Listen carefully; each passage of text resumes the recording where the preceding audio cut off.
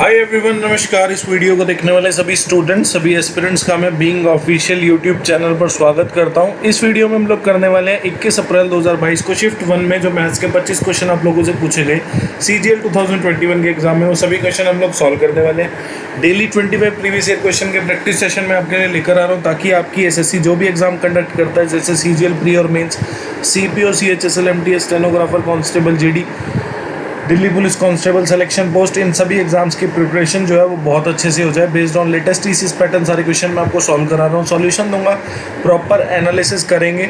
English और हिंदी दोनों में हमारी स्टेटमेंट रहने वाली है। मैं प्रतीक सेठी, पहले ही अटेम्प्ट यानी कि सीजीएल 2019 में मैं एक्साइज इंस्पेक्टर सेलेक्ट हुआ हूँ और मेरा ऑल इंडिया रैंक था 1115 और मेरा सीजीएल 2019 में ही मैथ्स में प्री में स्कोर था 50 आउट ऑफ 50 और मेन्स में मेरा 197.5 आउट ऑफ 200 स्कोर था।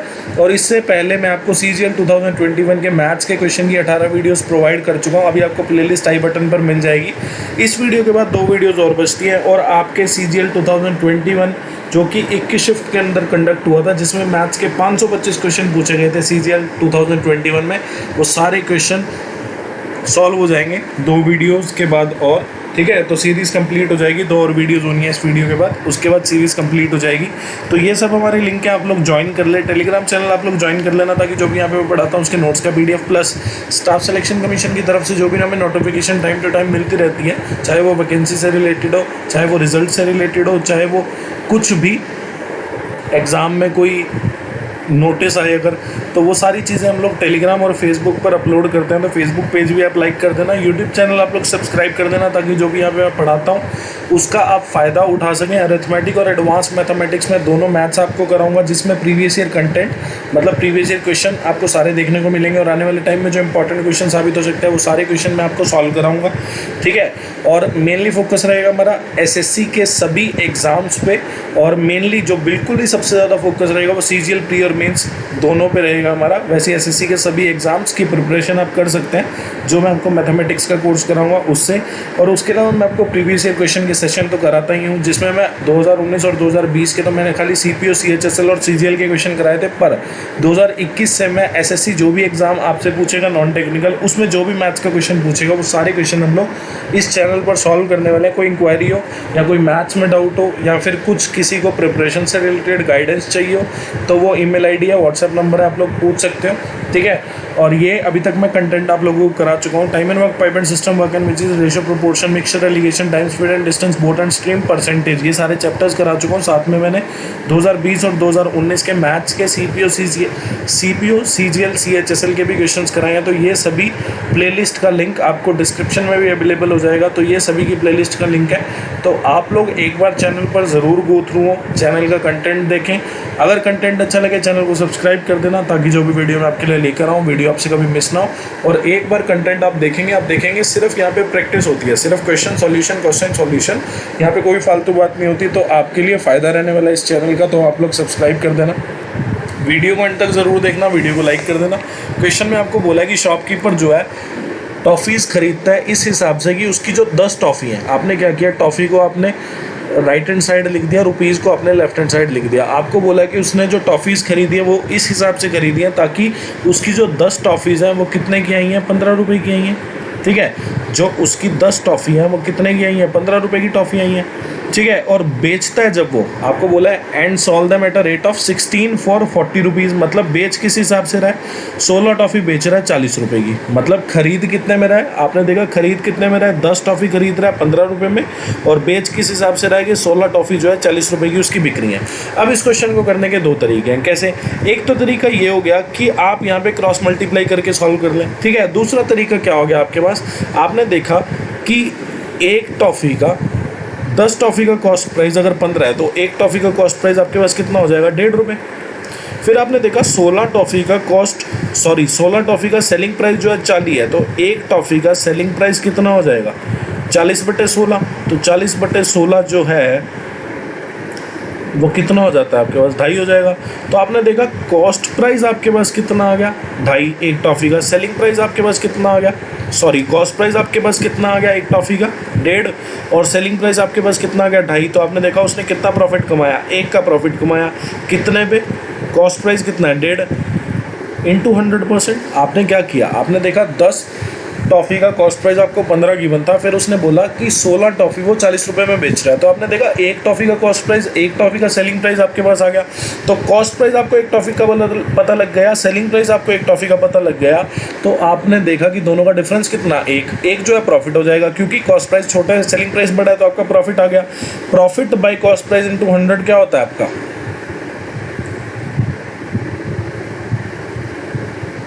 प्रॉफिट परसेंटेज होता है। ठीक है, तो आपने देखा प्रॉफिट परसेंटेज जो है वो आपका कितना हो गया, आपने देखा 1000/15, और अगर मैं इसको काटूँ तो ये 200/3% हो जाएगा। 200/3% कितना होता है, 66.67%। एक तरीका ये है। दूसरा तरीका ये है कि आप ना क्रॉस मल्टीप्लाई कर दो। आपने लिखा 10 टॉफ़ीज उसने 15 में खरीदी, तो ये क्या हो गया कॉस्ट प्राइस, और 16 टॉफ़ी उसने 40 में बेची, तो ये कितने का हो गया सेलिंग प्राइस। तो आपने क्रॉस मल्टीप्लाई किया, आपने देखा 16 × 15 कितना होता है 240, ये आपके पास कॉस्ट प्राइस आ जाएगा। ठीक है, आपने क्या किया, क्रॉस मल्टीप्लाई किया, तो ऊपर जो वैल्यू आई वो कॉस्ट प्राइस आएगा, क्योंकि ये कॉस्ट प्राइस ये खरीदने के सामने है, तो ऊपर जो वैल्यू आएगी वो कॉस्ट प्राइस आ जाएगी। नीचे जो वैल्यू आएगी वो क्या आएगी, 10 × 40 कितना 400, ये आपके पास क्या आ गया सेलिंग प्राइस। तो आपने देखा प्रॉफिट परसेंटेज निकालूंगा, तो 240 में खरीदा, 400 में बेचा, तो प्रॉफिट कितने का हुआ 160 का। खरीदा कितने में 240 में, इंटू 100%। देखो दोनों तरीके हैं, आप किसी भी तरीके से कर सकते हो, आपका आंसर आ जाएगा। ठीक है, सेकंड क्वेश्चन में बोला है कि मास्ट हेड जो है वो शिप का जो ऊपर एक वो जो मास्ट हेड लगा होता है ना, मतलब बात सिर्फ इतनी सी है कि ये जो है ना ये शिप है। ठीक है, ये जो है ना ये शिप है, और इसका मास्ट हेड जो है ना वो ये है। आपको क्या लेना कि मास्ट हेड का मतलब क्या है। ठीक है, देखो एग्जाम में आपको अचानक तो पता नहीं लगेगा कि मास्ट हेड का मतलब कैसे मैं पता करूं, और हिंदी में भी मास्ट हेड दिया है, तो आप मान लो कि चलो मास्ट हेड को मास्ट हेड ही मान लिया आपने, और बोट की जो शिप का जो ये मास्ट हेड है उसकी लंबाई आपको दी है कितना, 180 मीटर आपको उसकी लंबाई दी है। ठीक है, तो आपने मान लिया कि मास्ट हेड की जो लंबाई है वो कितनी है, 180 मीटर। ठीक है, फिर वो बोल रहा है क्या कि एंगल ऑफ डिप्रेशन जो है, फिर आपको उसने बोला है क्या कि एंगल ऑफ डिप्रेशन जो है वो बोट का, आपने मान लिया कि यहाँ पे कहीं बोट होगी।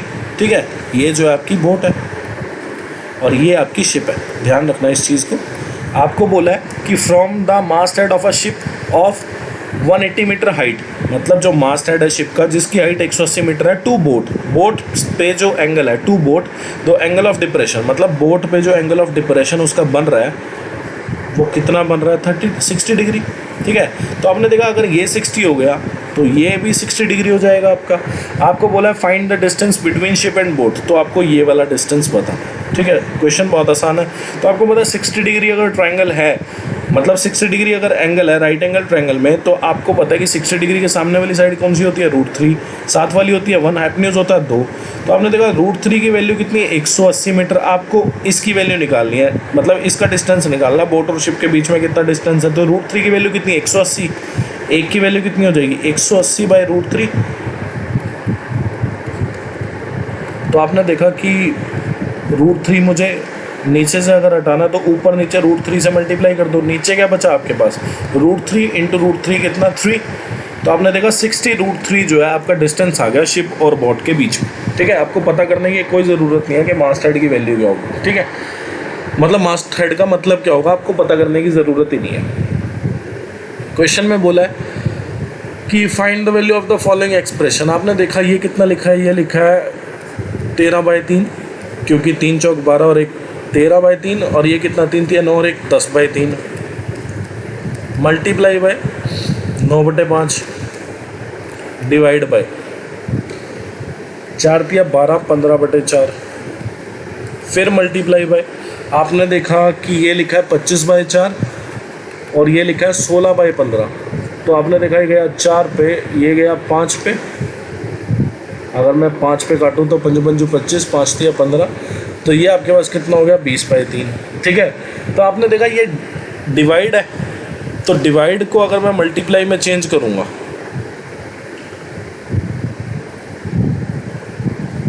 तो ये 4/15 हो जाएगा। अब आप इसको सॉल्व कर लो। आपने देखा 3 3 9, ठीक है जी। उसके बाद आपने देखा कि ये गया 2 पे और ये गया 3 पे, फिर ये गया 4 पे, तो आपने देखा कि 13/3 प्लस 4 चौक 16 दूनी 32/3 और नीचे क्या बचा आपके पास, आपने देखा 2/3 और डिवाइड को आपने मल्टीप्लाई में चेंज किया तो न्यूमरेटर की जगह डिनोमिनेटर और डिनोमिनेटर की जगह आपका क्या आ जाएगा, न्यूमरेटर। तो आपने देखा कि 3 दूनी 6, तो न्यूमरेटर में क्या आ गया आपके पास 13 और 32 कितना होता है 45, तो 45/3 कितना हो जाएगा 15।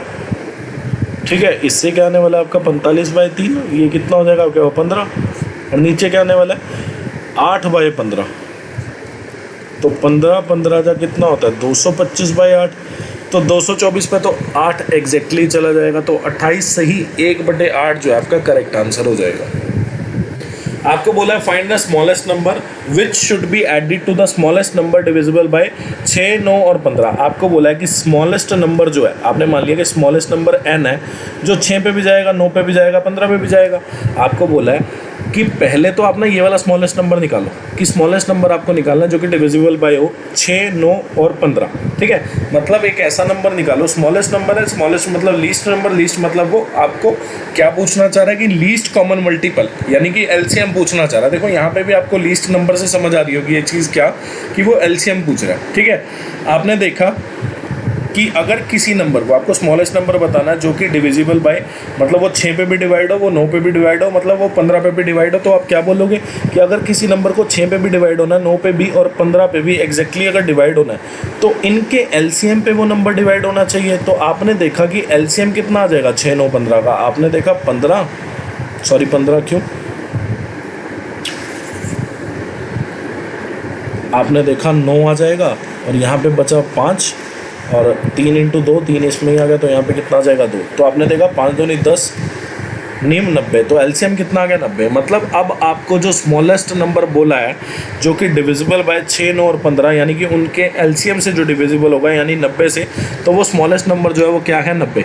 आपको बोला है कि स्मॉलेस्ट नंबर बताओ जो कि 90 में जोड़ा जाए ताकि वो नंबर जो है परफेक्ट स्क्वायर बन जाए। आपको पता है कि 90 के पास एक ही परफेक्ट स्क्वायर नंबर है जिसकी वैल्यू है 100, तो 90 में 10 जोड़ के आपका 100 आएगा। 100 जो है 10 का स्क्वायर है, तो 100 जो है एक परफेक्ट स्क्वायर नंबर है, तो 90 में 10 जोड़ना पड़ेगा तब जाके आपका 100 हो जाएगा। अब ये वाला क्वेश्चन है, देखो बहुत मज़ेदार, मतलब इतना मज़ेदार क्वेश्चन है ना, मेंस के लेवल का क्वेश्चन है, बहुत अच्छा क्वेश्चन है। ठीक है, क्वेश्चन में आपको बोला है the radius of 2 concentric circle, 2 concentric circles हैं। कॉन्सेंट्रिक सर्कल्स होते कौन से हैं, जिनका सेंटर जो होता है वो सेम होता है। ठीक है, और एक के ऊपर एक बने होते हैं। ठीक है, तो आपको बोला है क्या कि 2 कॉन्सेंट्रिक सर्कल है जिनका सेंटर जो है वो ओ पे है। ठीक है, उसके बाद आपको बोला है कि एक की रेडियस जो है वो 26 सेंटीमीटर, दूसरे की 16 सेंटीमीटर, मतलब जो बड़े वाला होगा उसकी रेडियस 26 हो जाएगी, जो छोटे वाला होगा उसकी रेडियस 16 सेंटीमीटर हो जाएगी। Chord A B of the larger circle, मतलब ये जो लार्जर सर्कल है, ये वाला सर्कल कौन सा है लार्जर सर्कल, इसकी जो कॉर्ड है वो कौन सी हो जाएगी ए बी। ये जो है टेंजेंट है स्मॉलर सर्कल पे, तो आपने देखा स्मॉलर सर्कल पे टेंजेंट है किस पॉइंट पे, सी पॉइंट पे। फिर आपको बोला ए डी जो है डायमीटर है। ठीक है, तो आपने क्या किया हुआ था, आपने देखा था कि सेंटर जो है वो ओ पे है, आपने ए से लाइन ड्रॉ कर दी जो कि सेंटर से पास होती हुई जा रही है, तभी जाके वो डायमीटर बनेगा। तो ए डी जो है आपका डायमीटर आ गया, ओ जो है सेंटर हो गया, तो ए ओ जो है आपका रेडियस हो गई। तो आपने देखा ए ओ जो है वो रेडियस हो गई किसकी, बिगर सर्कल की, तो छोटे सर्कल की जो रेडियस हो जाएगी आपके पास वो कितनी हो जाएगी ओ सी। फिर आपने देखा कि बड़े सर्कल का जो है कॉर्ड है, बड़े सर्कल का जो है कॉर्ड है ए बी और छोटे सर्कल का जो है टेंजेंट है। तो आपको पता है रेडियस और टेंजेंट आपस में कितने का एंगल बनाते हैं 90 डिग्री का। तो फिर आपने एक चीज़ देखी क्या कि ए बी जो है कॉर्ड है, कॉर्ड को अगर मैं कॉर्ड पे सेंटर से परपेंडिकुलर डालूं तो कॉर्ड 2 इक्वल हिस्सों में डिवाइड हो जाती है, मतलब ए सी की जो वैल्यू होगी वो सी बी के इक्वल हो जाएगी, पहली चीज़। उसके बाद आपको पता है कि यहाँ पे ए ओ जो है वो ओ डी के इक्वल है, तो ओ भी मिड पॉइंट हो गया किसका, अब सी और ओ जो है वो मिड पॉइंट हो गए, क्योंकि ए ओ जो है ओ डी के इक्वल इसलिए होगी ना क्योंकि दोनों रेडियस हो गई लार्जर सर्कल की। तो आपने देखा ओ भी मिड पॉइंट हो गया और सी भी आपका मिड पॉइंट हो गया। ठीक है, अब आपको क्या दिया है, आपको दिया है कि लार्जर जो सर्कल है उसकी रेडियस आपको बोलिए कितनी 26 सेंटीमीटर और स्मॉलर की कितनी बोली है 16 सेंटीमीटर। तो आपने देखा कि ट्रायंगल AOC जो है ये राइट एंगल ट्रायंगल है, क्योंकि ये वाला एंगल जो है वो आपका 90 डिग्री हो गया। तो आपने देखा कि AC की वैल्यू आपके पास कितनी आ जाएगी। आपने देखा AC जो है परपेंडिकुलर है, परपेंडिकुलर क्या होता है, हाइपोटेन्यूज का स्क्वायर, यानी कि AO का स्क्वायर माइनस OC का स्क्वायर हो जाएगा आपके पास। तो AO कितना है 26, 26 का स्क्वायर माइनस OC कितना है 16 का स्क्वायर। तो आपने देखा 26 का स्क्वायर जो होता है वो कितना होता है 676, 16 का स्क्वायर कितना होता है 256। तो ये जो वैल्यू आ गई आपके पास कितनी आ गई 420। मतलब AC जो है आपके पास कितना आ गया √420। अगर AC √420 हो गया तो यही आपकी BC की वैल्यू हो जाएगी। तो BC आपका कितना हो गया √420, क्योंकि AC और BC आपस में इक्वल है।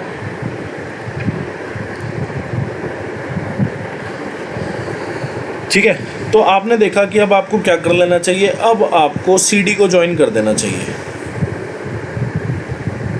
फिर आपने क्या किया कि BD को भी आपने ज्वाइन कर दिया। ठीक है, CD की तो चलो आपको लेंथ ही बतानी है। ठीक है, तो हमने अभी तक क्या किया, हमें AO की वैल्यू पता थी, हमें OC की वैल्यू पता थी। सबसे पहले हमने क्या किया इस क्वेश्चन में, हमने क्या किया, सबसे पहले AC इक्वल टू CB किया, फिर AO OD के इक्वल किया। वो तो चलो इक्वल ही है क्योंकि दोनों रेडियस हो गया। तो आपने देखा कि सबसे पहले मैंने क्या किया इस क्वेश्चन में, AC निकाला। AC निकाला तो मेरा वो BC भी आ गया, क्योंकि AC और BC तो आपस में इक्वल ही है। तो उसकी वैल्यू मेरे पास कितनी आ गई 420 AC और BC की। फिर आपने देखा डायमीटर जो है AD है, AD एक डायमीटर है, मतलब लार्जर सर्कल का जो डायमीटर है, लार्जर सर्कल का जो डायमीटर है वो क्या है AD। AD जो है लार्जर सर्कल का डायमीटर है, और लार्जर सर्कल के किसी भी पॉइंट पे डायमीटर जो है वो कितने डिग्री का एंगल बनाएगा 90 डिग्री का एंगल बनाएगा। तो आपने देखा एंगल ABD भी जो है वो भी 90 डिग्री हो गया। ठीक है, अब अगर आपको BD पता चल जाए तो आप CD निकाल सकते हो बड़े आराम से। आपने देखा कि अगर मैं बात करूं कि ट्रायंगल ACO और ट्रायंगल ABD की, तो दोनों ट्रायंगल आपस में सिमिलर हो जाएंगे। क्यों? क्योंकि एंगल ACO एंगल ABD के इक्वल है, और A एंगल जो है वो कॉमन है दोनों में। तो आपने देखा, या फिर ऐसा भी बोल सकते थे क्या कि O जो है मिड पॉइंट है, C मिड पॉइंट है, तो OC जो है वो पैरेलल हो जाएगी BD के। OC अगर BD के पैरेलल हो गई तो आप कह सकते हो कि ट्रायंगल AOC जो है वो सिमिलर हो जाएगी ट्रायंगल ADB के। ठीक है, फिर आपको पता है क्या कि अगर OC जो है 16 है और O और C मिड पॉइंट है, तो BD आपके पास कितनी हो जाएगी 32 सेंटीमीटर हो जाएगी। ठीक है, कैसे हुआ देख लो। आपने देखा कि OC बाई BD आपका कितना हो जाएगा AC बाई AB। तो आपको पता है C जो है मिड पॉइंट है किसका AB का, तो आप इसको ट्वाइस ऑफ AC बोल सकते हो, क्योंकि AC और BC आपस में इक्वल है। तो आपने AB को लिखा AB को आपने लिखा AC प्लस BC, और AC प्लस BC की लेंथ इक्वल है, तो आपने ट्वाइस ऑफ AC लिख दिया। तो आपने देखा कि OC जो हो गया आपका BD का आधा हो जाएगा। ठीक है, तो BD जो होगा OC का 2 गुना हो जाएगा। तो आपने देखा OC अगर 16 है तो BD कितना हो जाएगा 32 हो जाएगा। अब आप CD बड़े आराम से निकाल सकते हो। आपने देखा ट्रायंगल BCD राइट एंगल है B पे। ठीक है, तो आपने देखा हाइपोटेन्यूज का स्क्वायर यानी कि CD का स्क्वायर जो होगा वो आपका BC का स्क्वायर और BD के स्क्वायर के इक्वल होगा, मतलब BC के स्क्वायर और BD के स्क्वायर के सम के इक्वल होगा। तो आपने देखा कि BC कितना √420, तो 420 √ का अगर स्क्वायर करोगे तो कितना आ जाएगा 420। 32 का स्क्वायर करोगे तो आपके पास कितना आ जाएगा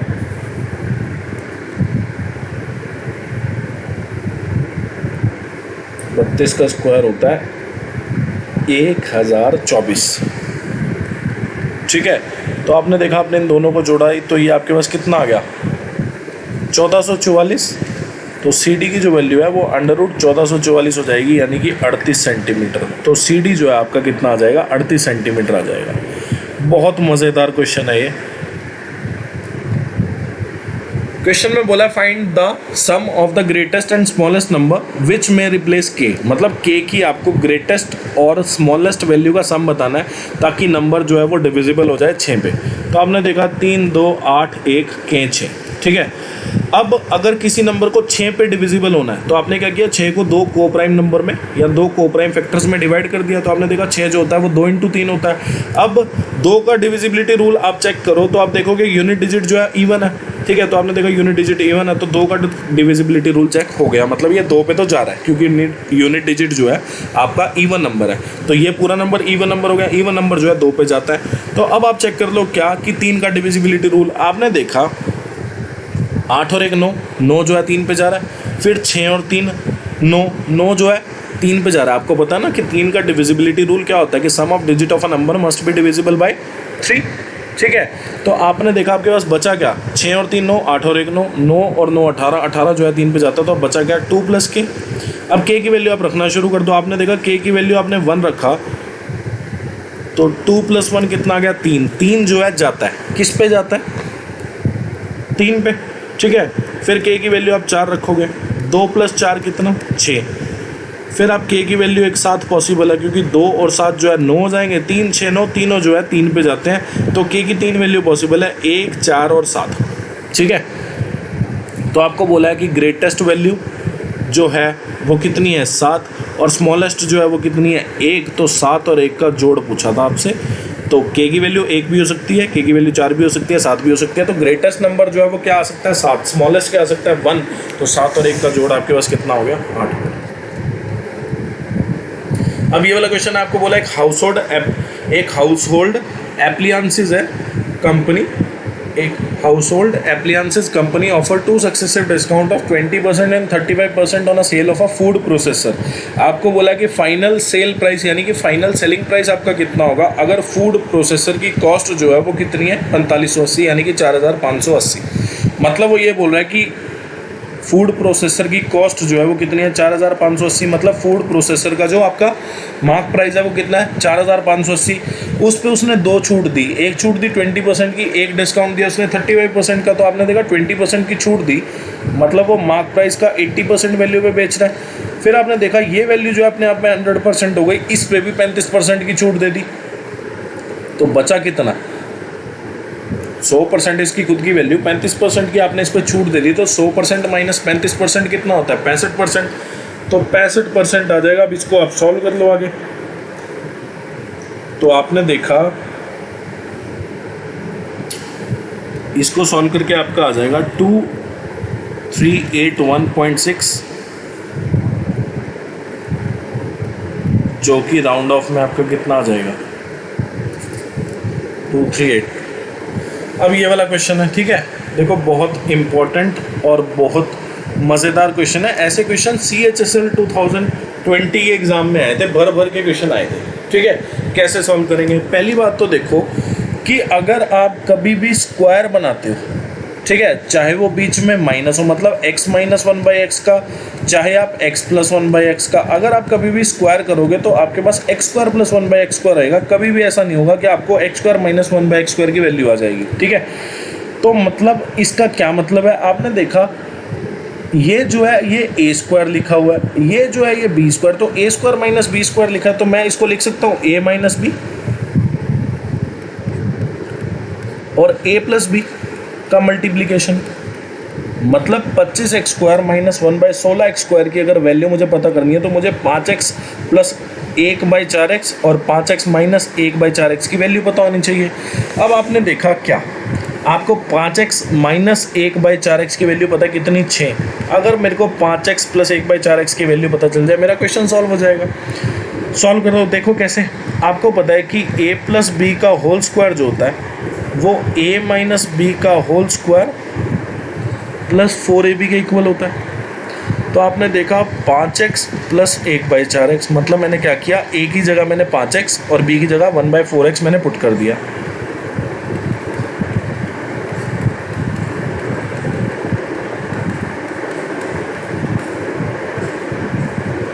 ठीक है, तो आपने देखा 5x - 1/4x की वैल्यू कितनी 6, 6 का स्क्वायर + 5, तो 6 का स्क्वायर कितना 36 + 5 कितना होगा 41, तो 5x + 1/4x की जो वैल्यू हो जाएगी वो √41 हो जाएगी।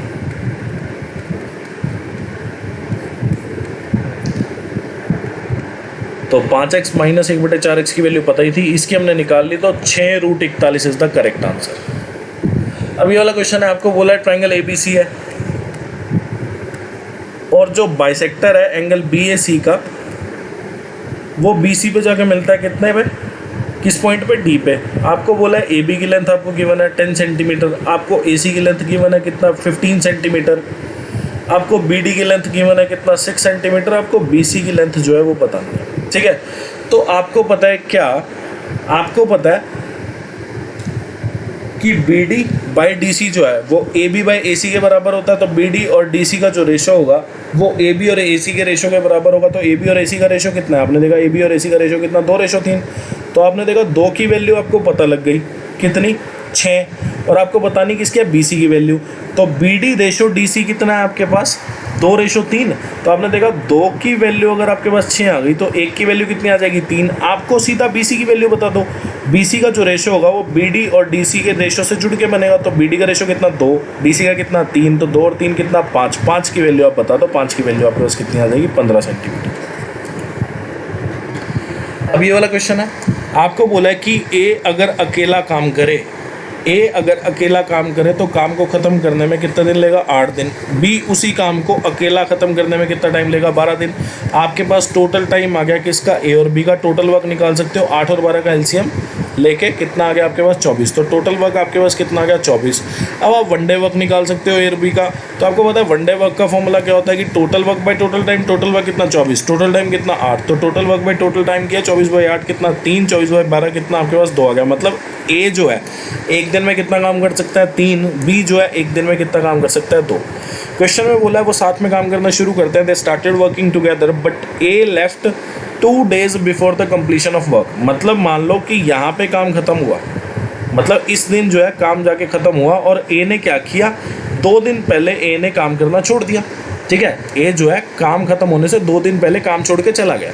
ठीक है, तो आप ऐसा क्यों मतलब क्यों ना आप ऐसा कर लो कि आपने मान लिया कि A ने ना एंड दिन तक काम किया, मतलब A ने 2 दिन फालतू, यानी कि जब काम खत्म हुआ उसी दिन A ने भी काम छोड़ा। तो आपने देखा कि A तो 2 दिन पहले जा रहा था, मतलब उसने एंड दिन तक अगर काम किया तो मतलब उसने 2 दिन काम फालतू किया। काम अगर फालतू उसने किया 2 दिन तो काम, टोटल काम भी फालतू हो जाएगा। मतलब जितना काम करना है, अगर A अपने काम से ज़्यादा काम कर रहा है तो काम ऐड हो जाएगा। मतलब मेरा कहने का मतलब ये है कि एक दिन में A कितना काम करता है, 3, तो 2 दिन में कितना कर लेगा, 6। आपने देखा कि अगर लास्ट डे तक A काम करता है, पहले तो क्वेश्चन में आपको क्या बोला है कि A जो है काम खत्म होने से 2 दिन पहले काम छोड़ के चला जाता है। मैंने एक ऐसी सिचुएशन बनाई क्या कि मैंने मान लिया कि A जो है ना लास्ट दिन तक काम कर रहा है। ठीक है, तो आपने देखा A ने 2 दिन फालतू काम किया, एक दिन में 3 काम करता है तो 2 दिन में कितना काम कर देगा, 6। मतलब A ने 6 काम फालतू कर दिया। तो जितना काम था जो कि टोटल वर्क था उसमें फालतू काम आप ऐड कर दो, काम कितना हो गया अब टोटल, 30। अब 30 काम आपके पास टोटल हो गया और एंड दिन तक कौन कौन काम कर रहा है, A भी काम कर रहा है और B भी काम कर रहा है। तो आपने देखा 30 काम को करने में A और B को कितना टाइम लगेगा। आपने देखा A जो है एक दिन में 3 काम करता है, B जो है एक दिन में 2 काम करता है, तो दोनों साथ में मिलकर एक दिन में कितना काम कर देंगे, 5।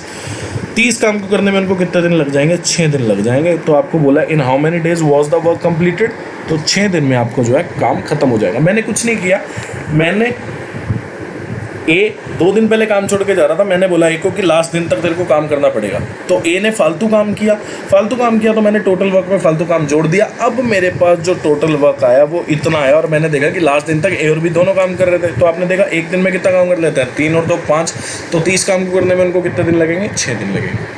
अब ये वाला क्वेश्चन है, बहुत मज़ेदार क्वेश्चन है। क्वेश्चन में बोला है कि एक पर्सन A है जिसने बिजनेस करना शुरू किया, उसने कितना इन्वेस्ट किया, 65,000 रुपये। ठीक है, तो आपको पता है कि प्रॉफिट का जो रेशो होता है ABC का, वो investment into time, investment into time, investment into time के रेशो के बराबर होता है। ठीक है, तो आपने देखा कि कितना इन्वेस्टमेंट किया, 65,000। क्वेश्चन में बोला है आफ्टर फ्यू मंथ, कुछ महीने के बाद B आ गया, B ने कितना इन्वेस्ट किया, 50,000। और फिर C आ गया 3 months after the joining of B, तो 3 month के बाद, मतलब B ने जब ज्वाइन किया तो उसके 3 महीने के बाद जो है वो कौन आ गया, C आ गया। कितनी इन्वेस्टमेंट कर दी उसने? 55,000। आपको बोला at the end of year, मतलब एक साल के बाद। At the end of the year का मतलब क्या होगा? एक साल के बाद। मतलब ए ने एक साल के लिए इन्वेस्ट किया, यानी कि 12 महीने के लिए इन्वेस्ट किया। आपने मान लिया क्या कि बी ने एक्स मंथ के लिए इन्वेस्ट किया। आपने मान लिया, लेट कर लिया आपने कि बी ने जो है ना एक्स मंथ के लिए इन्वेस्ट कर लिया। और सी ने कितने के लिए इन्वेस्ट किया? आपने देखा कि बी के भी जो है ना 3 महीने के बाद आ रहा है। कौन? सी। तो मतलब बी ने जितने टाइम के लिए इन्वेस्ट किया उससे 3 महीने कम के लिए किसने इन्वेस्ट किया? सी ने। ठीक है। अब आपने देखा कि ये 3 0 तो कटी गई। ठीक है, तो आपके पास रेशो क्या बचा? 50x, 55x minus 3, 65 into 12। आपको बोला गया है कि एंड ऑफ द ईयर मतलब साल के बाद ए गॉट 50% ऑफ द प्रॉफिट। मतलब आधा प्रॉफिट जो है वो किसको मिल गया? 50% प्रॉफिट, यानी कि आधा प्रॉफिट जो है वो किसको मिल गया? ए को, अपने शेयर के हिसाब से। उसके बाद बोला है कि हाउ मेनी मंथ के बाद, मतलब कितने मंथ डी ने, sorry, for how many months did A alone finance the business. मतलब ए ने जो इन्वेस्टमेंट करके रखी वो कितने मंथ तक अकेले करके रखी, ये आपसे पूछा है। मतलब वो इनडायरेक्टली ये कहना चाह रहा है कि बी कितने मंथ बाद जुड़ा, क्योंकि बी अगर कुछ मंथ बाद जुड़ा है, बी ने अगर कुछ मंथ बाद ज्वाइन किया है, तो उतने मंथ ए ने अकेले ने इन्वेस्टिंग की हुई है। तो वही आपसे पूछा कि कितने मंथ तक ए अकेला फाइनेंस करता रहा बिजनेस को, मतलब कितने मंथ बाद बी आया, आपसे ये पूछा। ठीक है, कैसे करेंगे? आपको बोला है कि 50% जो प्रॉफिट है वो ए रख लेता है। ठीक है, 50% जो है प्रॉफिट ए रख लेता है। तो बाकी जो 50%, मतलब टोटल प्रॉफिट कितना है? 100%। 50% रख लिया ए ने, तो बाकी जो 50% बचा वो बी और सी ने रख लिया। तो मतलब आपको यहाँ से एक चीज़ पता लगी क्या, कि प्रॉफिट ऑफ ए जो है वो profit of B plus profit of C के इक्वल हो जाएगा। क्यों इक्वल हो जाएगा? क्योंकि इन्होंने भी 50% प्रॉफिट रखा और इन दोनों ने मिला के भी 50% प्रॉफिट रखा। आपने देखा प्रॉफिट ऑफ ए कितना है, मतलब प्रॉफिट ऑफ ए का जो रेशियो है वो कितना है? 65 इंटू 12। प्रॉफिट ऑफ बी का कितना है? 50x। और प्रॉफिट ऑफ सी का जो रेशियो है वो कितना है? 55x minus 165। तो आपने देखा 65 इंटू 12 आपका कितना हो जाएगा? 6 पंजे 12 पंजे 60। तो ये कितना हो जाएगा? 780। 780 में 165 आप जोड़ दो, और इधर कितना आ गया? 105x। तो आपने देखा 5, 4 और 9, तो ये गया 9 पे। मतलब बी ने 9 महीने के लिए इन्वेस्टमेंट की और सी ने कितने महीने के लिए इन्वेस्टमेंट की? 6 महीने के लिए इन्वेस्टमेंट की। तो आपने देखा कि ए ने कितने साल के लिए इन्वेस्टमेंट की? 1 साल के लिए पूरे। मतलब ए ने 12 महीने के लिए इन्वेस्टमेंट की, बी ने 9 महीने के लिए इन्वेस्टमेंट की। तो ए के कितने महीने बाद आया बी? 3 महीने बाद आया बी। तो आपने देखा कि ए ने अकेले जो फाइनेंस किया है बिजनेस को, वो कितने महीने फाइनेंस किया अकेले? 3 महीने। क्वेश्चन है, आसान है, कोई दिक्कत नहीं है। क्वेश्चन में बोला 3 पॉजिटिव नंबर जो है वो इस रेशो में है। मतलब एक नंबर जो है वो 2x हो गया, दूसरा नंबर 3x हो गया, तीसरा नंबर 4x हो गया। आपको बोला है कि इनके स्क्वायर का जो सम होगा उसकी वैल्यू जो है 2349 आपको गिवन है। तो आपने देखा कि 4x square plus 9x square plus 16x square, तो 16 और 9 25, और 25 और 4 29, तो 29x स्क्वायर हो गया आपके पास। तो आपने देखा ये 81 पे चला जाएगा। तो x की वैल्यू कितनी हो गई? 9। अब आपको बोला है कि average of the first 2 number आपको बताना था, average of the first 2 number.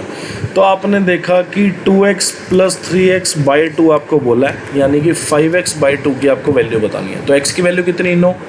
तो 5 इंटू 9 कितना? 45 बटे 2 कितना हो जाएगा? 22.5। अब ये वाला क्वेश्चन है, आपको बोला है कि sides of a triangular field are 360 metre, 480 metre and 600 metre. आपको जो एरिया इसका बताया वो equal to the area of the square field. आपको साइड पूछा है स्क्वायर फील्ड की, तो मतलब एरिया ऑफ ट्रायंगल जो है वो आपका एरिया ऑफ स्क्वायर के इक्वल हो जाएगा। आपने मान ली कि साइड ऑफ स्क्वायर जो है वो कितनी है? ए। तो एरिया कितना हो जाता है स्क्वायर का? ए स्क्वायर। अब एरिया ऑफ ट्रायंगल आपको निकालना है। देखो सबसे पहले आपको पता है क्या करते हैं हम लोग, सबसे पहले आपको पता है कि हम लोग ट्रिपलेट चेक कर लेते हैं। तो ट्रिपलेट चेक करने का क्या तरीका है? आपने देखा ये कॉमन मल्टीपल किस पे जाएगा, 120 पे जाएगा। तो आपने देखा 120 पे अगर गया तो रेशो क्या आ गया आपके पास साइड का, 3:4:5। मतलब आपने एक कॉमन मल्टीपल पे तीनों को काटा तो आपने देखा 3, 4 और 5 आ गया। 3, 4, 5 ट्रिपलेट होता है, तो 3, 4, 5 अगर ट्रिपलेट है तो 360, 480 और 600 भी आपका ट्रिपलेट हो जाएगा, जिसमें 600 जो है वो आपकी हाइपोटेन्यूज हो जाएगी। तो ये हो गया बेस और ये हो गया परपेंडिकुलर। राइट एंगल ट्रायंगल का जो एरिया का फॉर्मूला क्या होता है, half into base into height यानी कि परपेंडिकुलर। तो हाफ बेस कितना 360, हाइट कितनी यानी कि परपेंडिकुलर कितना 480। तो आपने देखा ये कितना आ गया आपका 240। तो 240 को आप लिख सकते हो 120 इंटू 2 और 360 को आप लिख सकते हो 120 इंटू 3। तो आपने देखा 120 दो बार आ गया, तो ए की जो वैल्यू है वो 120 के स्क्वायर का अंडर रूट यानी 120 हो जाएगी, और 3 दूनी 6 का अंडर रूट हो जाएगा। तो 120√6 इज द करेक्ट आंसर। अब ये वाला क्वेश्चन है, क्वेश्चन में बोला person salary was decreased bye 50%, और फिर उसके बाद क्या हुआ कि इंक्रीज कर दी 50%। आपको बताना है कि सैलरी जो है वो कितना डिक्रीज या इंक्रीज की। आपने देखा सैलरी में एक बार हो गया 50% का डिक्रीमेंट, दूसरी बार क्या हो गया 50% का इंक्रीमेंट। तो आपने देखा किसी वैल्यू में जो कि सैलरी की वैल्यू है उसमें एक बार डिक्रीमेंट हो गया, एक बार इंक्रीमेंट हो गया, तो नेट चेंज आपके पास क्या हो गया, मैंने आपको बताया था नेट चेंज आपका क्या हो जाएगा। नेट चेंज का फॉर्मूला क्या होता है कि एक बार अगर x% डिक्रीज़ कर दिया फिर y% इंक्रीज़ कर दिया तो फॉर्मूला क्या होता है -x + y -x/100।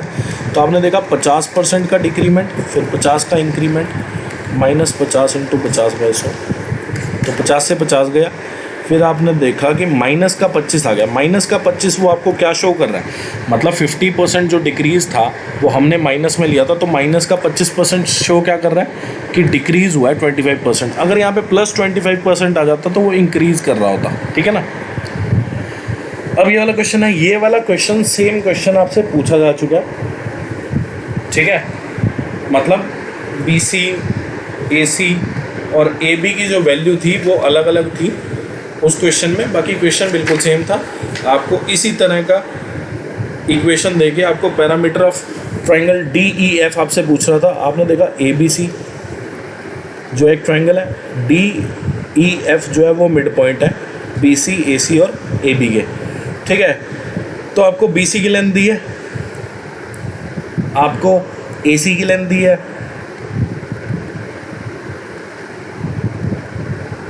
आपको AB की लेंथ दी है, आपको बोला है पेरीमीटर बताना है ट्रायंगल DEF का, तो ये आधा हो जाएगा पेरीमीटर ऑफ ट्रायंगल ABC के, ठीक है।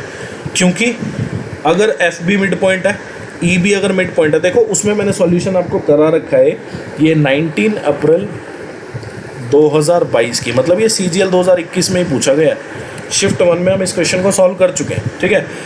तो अगर FB मिड पॉइंट है, EB मिड पॉइंट है, तो FE जो है वो BC के पैरेलल हो जाएगा।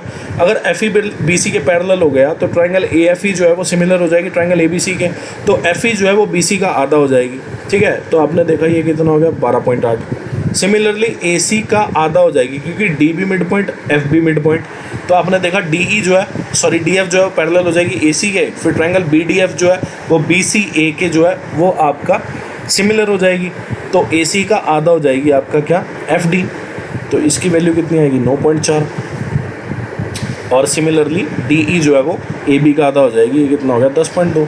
अब आप इसको सॉल्व कर लो। आपने देखा कि यहाँ से आ रहा है कितना 23 में 9.4 अगर आप जोड़ो तो ये 32.4 आ जाएगा। और इसी तरह आप अगर पैरामीटर ऑफ ट्रायंगल ABC से आप इसको सॉल्व करोगे और उसका आधा करोगे तब भी आपकी वैल्यू जो है वो यही आने वाली है,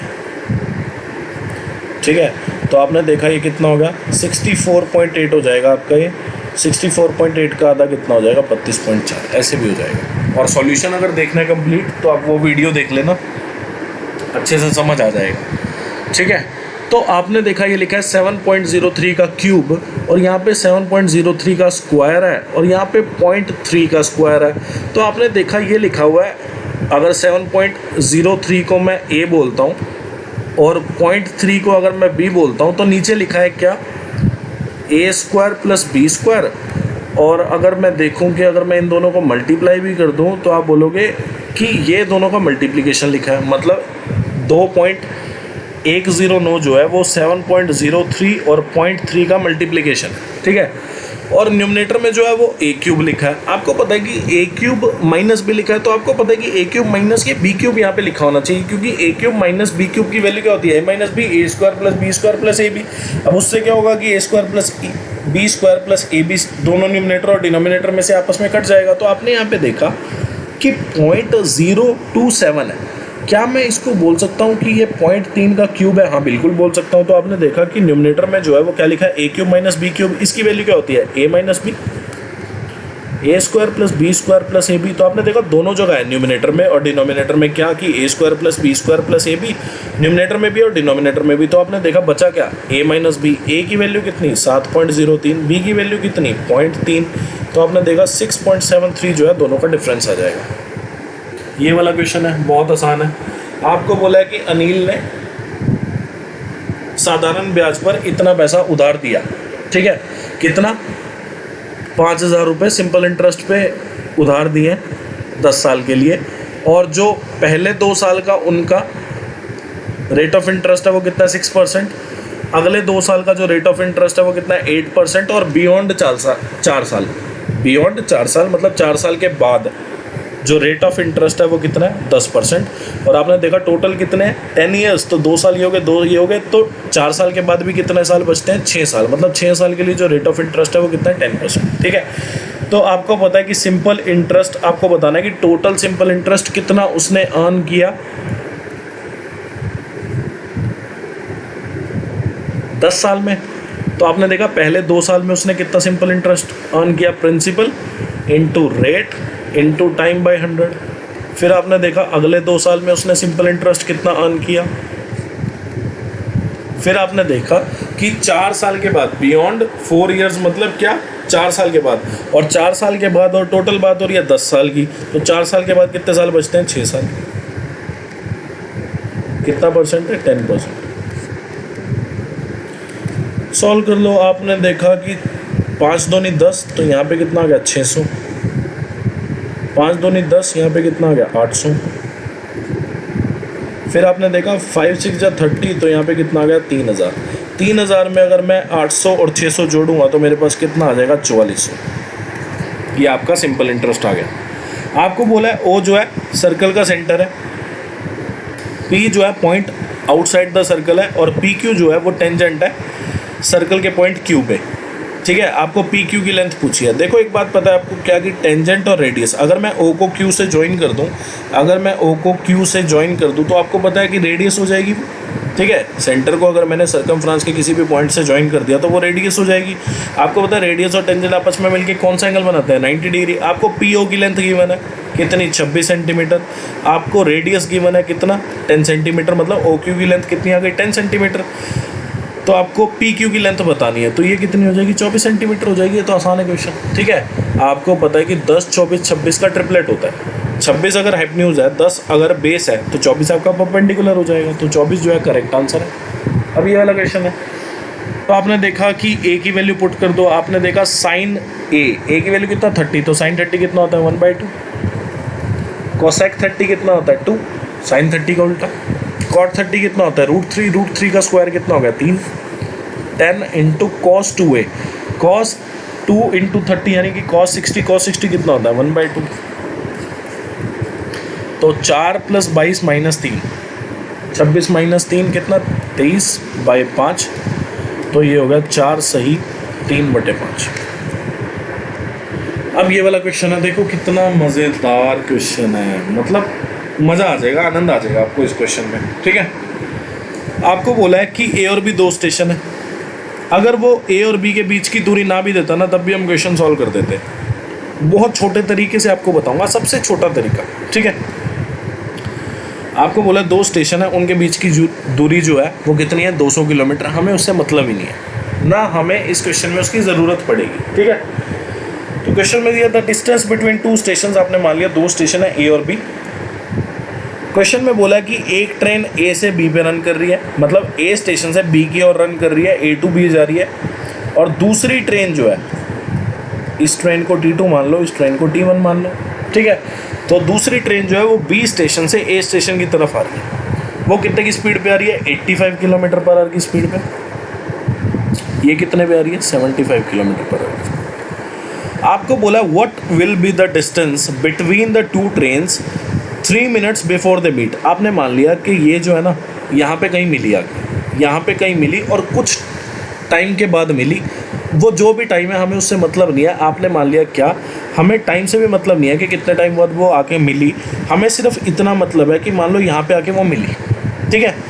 तो आपने मान लिया कि ट्रेन मतलब पहली ट्रेन जो है वो 3 मिनट पहले कहीं यहाँ होगी और दूसरी ट्रेन जो है वो 3 मिनट पहले कहीं यहाँ होगी, ठीक है। मतलब यहाँ ये अगर मीटिंग पॉइंट है,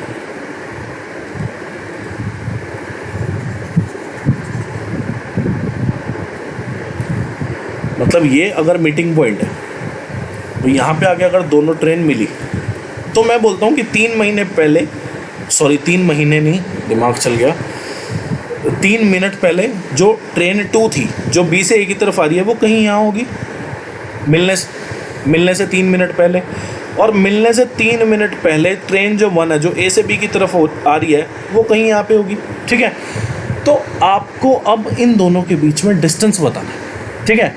तो आपने देखा कि ट्रेन जो पहली ट्रेन है उसको यहाँ से यहाँ तक आने में, मतलब जहाँ पे 3 मिनट पहले वो है वहाँ से उस ट्रेन को मीटिंग पॉइंट तक आने में कितने मिनट लग गए, 3 मिनट।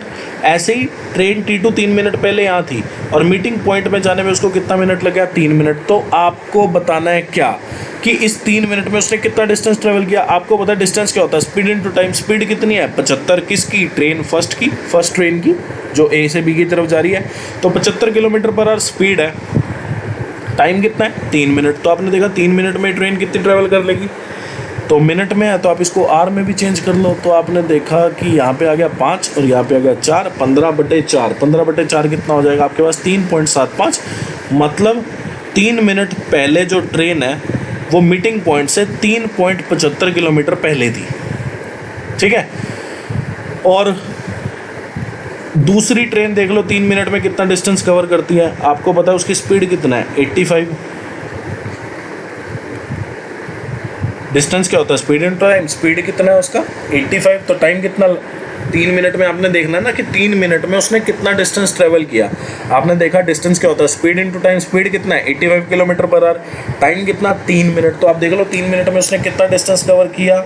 ये गया 20 पे और यहाँ पे आपका आ जाएगा 8.5। 8.5 का आधा कितना होता है, 4.25, ठीक है। तो मतलब मीटिंग पॉइंट से 3 मिनट पहले जो ट्रेन सेकंड ट्रेन थी वो 4.25 किलोमीटर पीछे थी। मतलब इन दोनों के बीच का जो गैप है वो कितना है, 4.25 किलोमीटर। तो आपने देखा है टोटल गैप कितना हो गया, 3.75 और 4.25। मतलब 3 मिनट पहले दोनों ट्रेन्स के बीच में जो डिस्टेंस था वो कितना था, 8 किलोमीटर का, ठीक है। क्वेश्चन कैसे किया हमने, मैं दोबारा रिपीट कर देता हूँ। हमें मतलब नहीं कि दोनों स्टेशन के बीच में डिस्टेंस जो है वो कितना है, हमें मतलब नहीं। हमने मान लिया कि ये मीटिंग पॉइंट है, मिडल पॉइंट हमने मीटिंग पॉइंट मान लिया। मिडल क्यों कहते हो, कोई भी एक रैंडम पॉइंट लेके आप उसको मीटिंग पॉइंट मान लो। आपने देखा कि 3 मिनट पहले जो ट्रेन 1 थी वो यहाँ पे थी, ट्रेन 2 थी वो यहाँ पे थी। तो आपने देखा 3 मिनट में कितना डिस्टेंस कवर कर सकती है। आपने देखा स्पीड अगर 75 है तो 3 मिनट में कितना कवर करेगी डिस्टेंस, 3.75। मतलब मीटिंग पॉइंट से 3.75 किलोमीटर पीछे थी, यानी कि पहले थी ट्रेन 1। सिमिलरली मीटिंग पॉइंट से अगर बी से चलें तो ये 4.25 किलोमीटर पीछे है। तो आपने देखा कि 3 मिनट पहले दोनों के बीच का गैप कितना था, 3.75 और 4.25 का जोड़ कर देंगे तो कितना आ जाएगा, 8 किलोमीटर, ठीक है। अब ये वाला क्वेश्चन है, आपको पता है कि अगर a into B equal to 0 तो यहाँ तो a की वैल्यू 0 होगी या b की वैल्यू 0 होगी, तभी जाके ऐसा हुआ होगा ना कि a इंटू बी 0 हुआ होगा। तो आपने देखा कि या तो 2 cos a + 1 इक्वल टू 0 या 2 cos a - 1 इक्वल टू 0। यहाँ से क्या वैल्यू आ रही है cos की, -1/2। ये पॉसिबल ही नहीं है क्योंकि a जो है 0 से 90 के बीच में। यहाँ से वैल्यू जो आ रही है a की वो आपके पास कितनी आ रही है, 60 डिग्री। तो 60 डिग्री जो आपका करेक्ट आंसर होगा। क्वेश्चन में बोला in which year did the company gain the minimum amount. आपने देखा कि गेन क्या होता है, रिसिप्ट माइनस एक्सपेंडिचर, रिसिप्ट वाला जो ग्राफ है वो ये वाला है और एक्सपेंडिचर का ये, तो दोनों का डिफरेंस लूँगा तो मेरे पास क्या आ जाएगा, गेन। तो ये जो है सबसे मिनिमम वैल्यू है, तो यहाँ पे यानी कि 2019 में सबसे मिनिमम अमाउंट गेन किया। अब ये वाला क्वेश्चन है, आपको बोला है 40% of the number of employees in office A are shifted equally to office B and office E. आपको बताना है what will be the sum of the number of employees in office B and office C. ठीक है, तो आपने देखा ए जो है ये कितने डिग्री है, 126 डिग्री। इसका जो 40% है वो आपका कितना आ जाएगा, आपने देखा कि इसका जो 40% है वो आपके पास आ जाएगा 126 इंटू 2 कितना हो जाएगा, 252, और 252 बाई 5 अगर मैं करूँगा तो मेरे पास कितना आ जाएगा, 50.4 डिग्री। तो इसको 2 इक्वल हिस्सों में बांट दिया, 25.2 डिग्री, 25.2 डिग्री। अब 25.2 डिग्री तो ये बी को दे दिया। आपको बोला ना कि 40% of the number of employ in office है। 40% जो है नंबर ऑफ एम्प्लॉय कितने हैं, 126 डिग्री का 40% आपने निकाला तो 50.4 डिग्री आ गया। तो 50.4 डिग्री एम्प्लॉयज़ हैं ऑफिस ए के, जो कि 40% है। ठीक है, इनको इक्वली शिफ्ट करना है, मतलब 50.4 का आधा आधा कर दिया, 25.2 डिग्री और 25.2 डिग्री। ये जा रहा है बी में, मतलब ये जा रहा है ऑफिस बी में,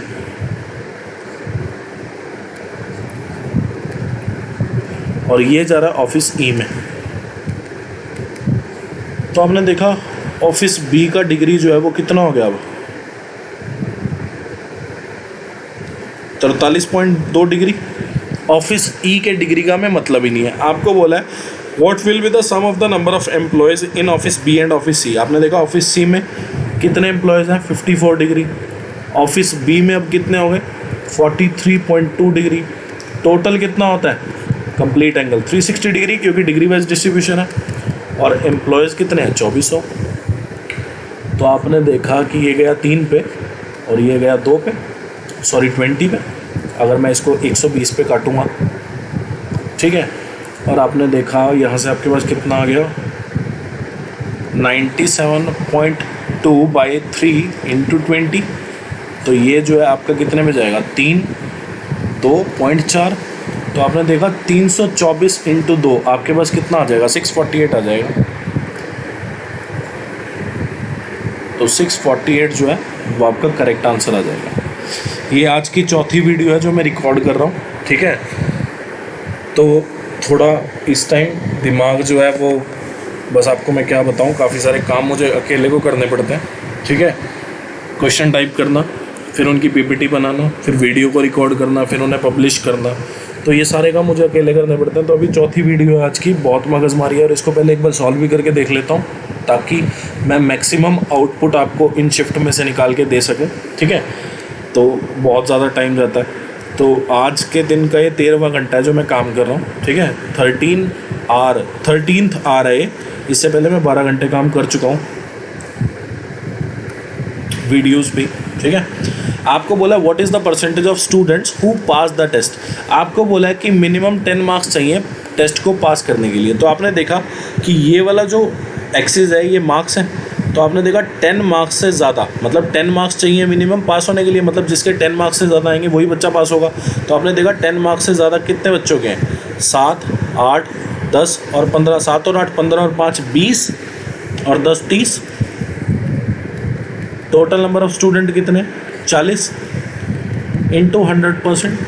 तो आपने देखा 30/40 इंटू 100%, जो कि आपका कितना हो जाएगा, 75%। मतलब 75% ऐसे हैं बच्चे जिन्होंने टेस्ट को पास किया। अब ये वाला क्वेश्चन आपको बोला था number of student getting grade A, sorry getting grade B is what percentage of the number of students getting grade A. तो आपने देखा ग्रेड बी कितने परसेंट बच्चों ने लिया, 27% बच्चों ने। ग्रेड ए कितने परसेंट बच्चों ने लिया, 30%। आपको बोला कि ग्रेड बी जो है वो कितना परसेंट है ग्रेड ए का। तो आप ऐसा ना करो कि परफॉर्मेंस ऑफ 1800 स्टूडेंट्स आपको गिवन है, आप ग्रेड ए में बच्चे निकालो, फिर ग्रेड बी में निकालो, फिर उससे आप क्वेश्चन सॉल्व करो। आप सीधा परसेंटेज से भी सॉल्व कर सकते हो। ठीक है, तो आपने देखा 27% जो बच्चे हैं वो ग्रेड बी के हैं। इसका आपको परसेंटेज पूछा है किस पे, ग्रेड ए के बच्चों पे, ठीक है। तो आपने देखा परसेंट से परसेंट गया, ये हो गया 9/10, तो ये गया तो आ गया कितना 90%, मतलब 90% जो है वो ग्रेड बी के बच्चे हैं as comparison to grade A के, ठीक है। तो इस वीडियो में इतने ही क्वेश्चंस हैं। वीडियो अगर अच्छी लगी हो, आपको हेल्पफुल रही हो, आपके काफ़ी डाउट्स क्लियर हुए हैं, तो वीडियो को लाइक कर देना, चैनल को सब्सक्राइब कर देना, शेयर कर देना, फ्रेंड रिलेटिव नो जो भी आपका तैयारी कर रहा हो, कमेंट कर देना अपने प्रीशियस रिव्यू, फॉलो कर लेना। Thanks for watching this video. आप लोग खुश रहें, तैयारी करते रहें। Thank you.